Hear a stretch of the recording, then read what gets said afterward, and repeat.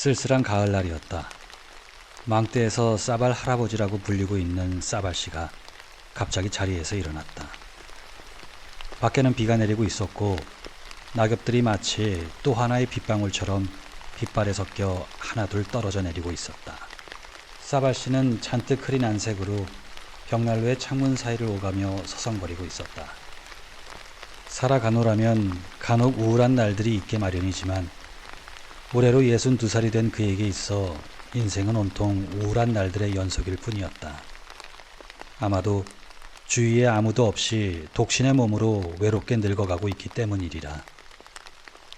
이렇게 혼자서 따뜻한 사랑 한번 받아보지 못한 채 죽어간다는 것은 얼마나 서글픈 일인가.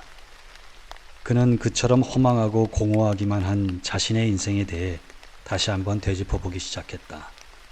그는 이제는 먼 옛일이 되어버린 자신의 어린 시절과 부모님과 함께 지내던 고향집을 머릿속에 그려보았다.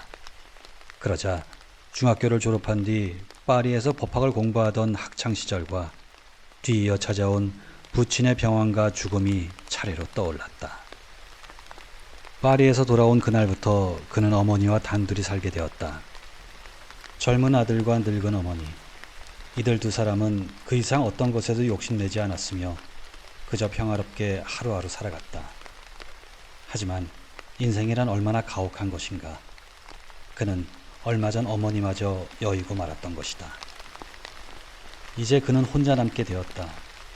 그리고 머지않아 자신 또한 죽을 것이다. 자신의 목숨이 끊어짐과 동시에 홀사발이라는 자신의 이름 또한 이제 더 이상 이 지상에 존재하지 않게 될 것이다. 자신이 죽어도 다른 사람들은 여전히 살아남아 서로 사랑할 것이고 웃음꽃을 피우며 인생을 즐길 것이라는 사실 앞에서 사발 씨는 절망적인 심정이 되었다. 그렇다. 그때가 되면 사람들의 웃음 속에 자신은 결코 존재할 수 없을 것이다. 그러자 죽음이라는 이 영원한 진리 앞에서 웃고 떠들고 즐거워할 수 있다는 사실이 무척이나 이상한 일로만 여겨졌다. 만일 죽음이 그저 있을 법한 일이라면 아직은 희망을 가질 수도 있으련만. 그러나 죽음은 거부할 수 없는 진리였다. 태양이 지고 나면 어김없이 밤이 오는 것처럼 피할 수 없는 진리인 것이다. 만약 그의 인생이 어떤 모험이나 쾌락, 성공 등 다양한 종류의 만족들로 가득 채워진 충만한 인생이었다면, 그러나 불행히도 그렇지 못했다. 그는 결코 어떠한 일도 시도해 본 적이 없었다. 같은 시간에 일어나고 밥 먹고 또 같은 시간에 잠자리에 든 것 말곤 아무것도 한 일이 없다. 그런 생활을 반복하는 가운데 그는 어느덧 62살이라는 나이에 이르러 있었던 것이다. 무슨 이유에서인지는 모르겠지만 그는 결혼조차 하지 않았다. 왜 결혼하지 않았을까? 어느 정도의 재산이 있었으므로 하고자 마음만 먹었다면 그는 결혼할 수도 있었다. 기회가 없었던 것일까? 어쩌면 그랬을지도 모른다. 그러나 기회 또한 이루고자 하는 의지가 있을 때 찾아오는 것이 아닌가. 굳이 이유를 대자면 아마도 그의 무관심 때문이었을 것이다. 그렇게밖에 달리 설명할 길이 없다. 무관심은 그의 큰 병이었고 결점이었으며 악습이었다. 얼마나 많은 사람들이 무관심으로 인해 자신들의 인생을 망치고 있는가.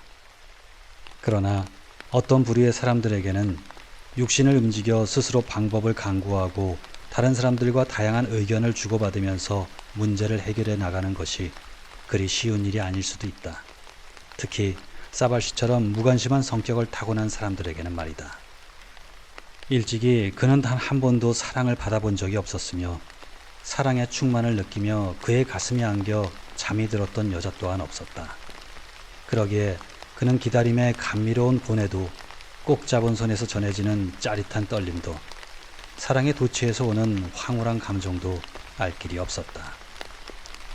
처음으로 입술과 입술을 맞대고 두 팔로 서로를 뜨겁게 부둥켜 안은 채 두 마음과 몸이 하나의 존재로 불타오르는 순간 찾아드는 행복이야말로 지상에서 누릴 수 있는 최상의 복이 아니던가.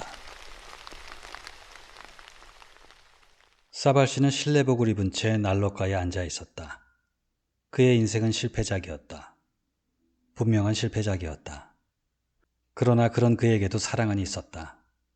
비록 다른 일과 마찬가지로 아니라고 미온적인 자세이긴 했지만 남몰래 괴로워하며 사랑을 바친 대상이 있었다.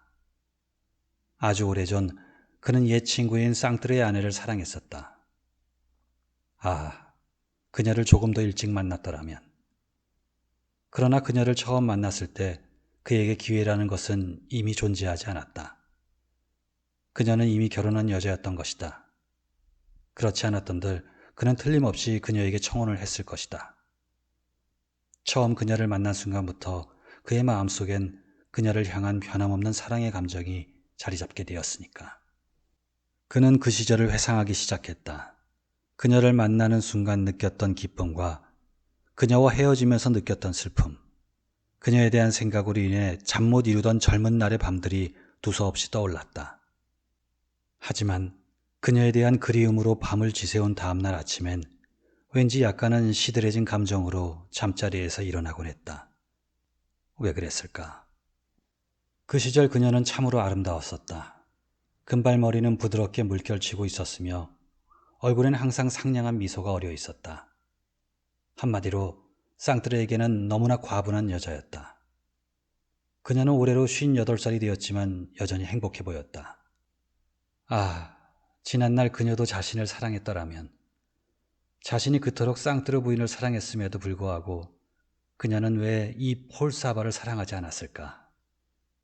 만일 그녀가 자신의 그런 마음을 조금이라도 알아차렸더라면 정말로 그녀는 아무것도 눈치채지 못했을까? 아무것도 보지 못했으며 아무것도 느끼지 못했던 것일까? 그 당시 그녀는 나에 대해 어떤 감정을 품고 있었을까? 그때 내가 만약 그녀에 대한 사랑을 고백했었다면 그녀는 어떤 대답을 했을까? 사발 씨는 그 밖에도 여러 가지 일들에 대해 자문해 보았다. 다시금 자신의 과거를 떠올리며 사소한 일까지도 낱낱이 따져보기 시작했다. 쌍뜨르 부인이 그처럼 젊고 매력적이었던 그 시절, 군청 직원이었던 쌍뜨르 집에 모여서 카드놀이를 하던 밤들과 그녀만의 독특한 어조로 건넸던 다정한 말들과 많은 의미를 내포하며 잔잔히 미소 짓던 그녀의 얼굴을 떠올렸다. 또한 쌍뜨르 부부와 함께 일요일마다 생강을 따라 산책하던 일이며 풀밭에서 점심을 먹던 순간들을 회상했다. 그러자 문득 강가에 있는 작은 숲속에서 그녀와 같이 보낸 어느 오후의 추억이 선명하게 떠올랐다. 그날 그들은 바구니 가득 먹을 것을 챙겨 넣은 다음 아침 일찍부터 산책길에 올랐다. 취할 정도로 맑고 생기가 도는 봄날이었다. 대기는 푸른 초목과 만개한 꽃에서 뿜어져 나온 향기로 가득했으며 모든 것이 행복해 보였다. 새들은 즐겁게 지저귀며 분주하게 날아다녔다. 그들은 강옆 버드나무 아래 펼쳐진 풀밭에 자리를 잡은 뒤 따스한 봄볕을 받아 마치 졸고 있는 듯 나른하게 흘러가는 강물을 바라보며 점심을 먹었다. 그들의 가슴 속으로 따스하고 싱그러운 봄 기운이 밀려들었다. 그날의 날씨는 너무나 화창했었다. 점심을 먹고 나자 풀밭 위에 벌렁 눕더니 그대로 잠이 들어버린 쌍뜨르는 한참 뒤 이토록 잘 잡은 적이 없다고 말하며 잠에서 깨어났다. 쌍뜨르가 잠들었을 때 사발신 쌍뜨르 부인과 단둘이 강줄기를 따라 거닐기 시작하였다. 쌍뜨르 부인은 사발씨의 팔을 잡고 살며시 그에게 기대오더니 미소를 지으면서 말했다. 나 취했나 봐요. 순간 그의 가슴은 몹시 두근거리기 시작했다. 얼굴마저 창백해진 그는 그녀에게로 향하는 자신의 시선이 너무 대담한 건 아닐까, 혹은 손의 떨림으로 인해 그동안 마음속에 간직해온 비밀이 드러나지 않을까 조바심하였다. 잠시 후 그녀는 커다란 잎사귀와 수련으로 화관을 만들어 쓰곤 이렇게 그에게 물어왔었다. 이렇게 하면 저를 사랑하시겠어요? 그는 잠자코 있었다. 뭐라고 대답해야 할지 적당한 말을 찾아내지 못했기 때문이었다. 차라리 무릎이라도 꿇고 싶은 심정이었다. 그녀는 웃어대기 시작했다. 무언가 불만을 품은 듯한 웃음이었다. 그러더니 갑자기 정색을 하곤 그에게 말했다. 바보로군요. 무슨 말이든 적어도 한마디쯤은 해줘야 하는 거 아닌가요? 그는 여전히 아무 말도 못하고 있었다. 울음이 터져나올 것 같았다. 지금에 와서야 그 나라의 일들이 또렷하게 떠올랐다. 그녀는 나에게 왜 바보라고 말했을까? 이어서 그는 그녀가 얼마나 정답게 자신에게 기대왔던가를 상기하였다. 기울어진 나무 아래를 지날 때였다. 자신의 뺨에 그녀의 기가 닿는 것이 느껴지자 그는 재빨리 물러섰다. 그녀가 이 접촉을 고의적인 것으로 생각할까봐 두려웠기 때문이었다. 그는 몹시 난감한 표정을 지으며 말을 건넸다. 돌아가야 할 시간 아닌가요? 그녀는 야릇한 시선으로 쳐다보았다. 분명 그녀는 이상 야릇한 시선으로 그를 바라보았다. 너무 당황스러운 나머지 그 당시엔 미처 알아차리지 못했지만 지금 와서 곰곰이 떠올려 보니 분명히 어떤 의미가 감추어진 시선이었다는 생각이 들었다. 마음대로 하세요. 피곤하시다면 그만 돌아가도록 하죠. 제가 피곤해서 그러는 게 아닙니다. 지금쯤이면 쌍드라가 잠에서 깨어났을 것 같아서요. 그가 이렇게 말하자 그녀는 어깨를 으쓱하면서 대답했다. 남편이 깨었을까봐 걱정되어 그러신 거라면 문제가 다르지요. 그럼 돌아갑시다. 돌아오는 길에 그녀는 아무 말도 하지 않았으며 그의 팔에 기대지도 않았다. 왜 그랬을까? 그는 지금까지 자신에게 이렇게 물어본 적이 없었다. 그는 그동안 자신이 전혀 모르고 있던 그 무엇을 이제야 깨닫게 된 것 같았다. 그렇다면 사바 씨는 갑자기 얼굴이 달아올랐다. 그는 마치 30년 전의 젊은 쌍뜨르 부인이 자신을 향해 당신을 사랑해요 라고 속삭이는 소리를 듣기라도 한 것처럼 깜짝 놀라며 자리에서 일어섰다. 그런 일이 있을 수 있는 걸까? 방금 그의 영혼 속으로 뛰어들어온 이 의혹이 그를 괴롭히기 시작했다. 그 당시 자신은 왜 그것을 알아차리지 못했으며 짐작조차 못했을까? 만약 그것이 사실이라면 자신의 부주의로 인해 그 행복을 붙잡지 못하고 그냥 흘려보낸 것이라면. 이 의혹 속에 이대로 있을 수는 없다. 난 알고 싶다. 꼭 알아내야 한다. 그는 허겁지겁 옷을 갈아입으며 생각했다. 나는 지금 62살이고 그녀는 58살이다. 그러니 그때의 일에 대해 그녀에게 물어본들 크게 부끄러운 일은 아닐 것이다. 그는 집을 나섰다. 쌍드르 부인의 집은 길 건너 그의 집과 거의 마주보는 곳에 위치해 있었기 때문에 도착하는데 그리 오랜 시간이 걸리지 않았다. 문 두드리는 소리를 듣곤 어린 하녀가 달려나와 문을 열어주었다. 하녀는 놀란 표정으로 그를 쳐다보았다. 이렇게 이른 시간에 오시다니 무슨 사고라도 생겼나요, 선생님? 아니야, 얘야. 어서 주인마님께 가서 내가 드릴 말씀 있으니 좀 뵙자고 말씀드려라. 마님은 지금 겨우내 저장해 두고 먹을 잼을 만들고 계세요. 화덕이 있는 부엌에서요. 아직 옷도 갈아입지 않으신걸요? 그래? 그렇지만 아주 중요한 일로 찾아왔다고 말씀드려라. 하녀가 안으로 들어가자 사발신 초조한 듯 거실 안을 서성거리기 시작했다. 그러나 크게 걱정되진 않았다. 그저 요리법이라도 묻듯이 가벼운 마음으로 물어보려는 것뿐이니까. 그는 62살이라는 나이가 주는 여유로 인해 약간은 느긋한 마음을 가질 수 있었다. 문이 열리고 그녀가 나왔다. 볼에도 통통하게 살이 올라 있는 그녀는 어느새 크게 소리를 내어 웃어대는 뚱뚱한 여자로 변해 있었다. 그녀는 달콤하고 끈적끈적한 과일즙이 묻어있는 팔 위로 소매자락을 걷어붙인 채 휘적휘적 걸어 나왔다. 그리고는 걱정스러운 듯이 물었다. 어쩐 일이세요? 혹시 어디 편찮은 데라도 있으신가요? 아니요, 부인. 그러나 저로서는 무척 중요하고 또 제 마음을 괴롭히는 것에 대해 묻고 싶어서 실례인 줄 알면서도 이렇게 이른 시간에 찾아온 것이요. 그러니 솔직하게 대답해 주겠다고 약속하시겠소? 저는 언제나 솔직합니다. 어서 말씀해 보세요. 좋소. 다름이 아니라 당신도 혹시 그 사실을 알고 있었어?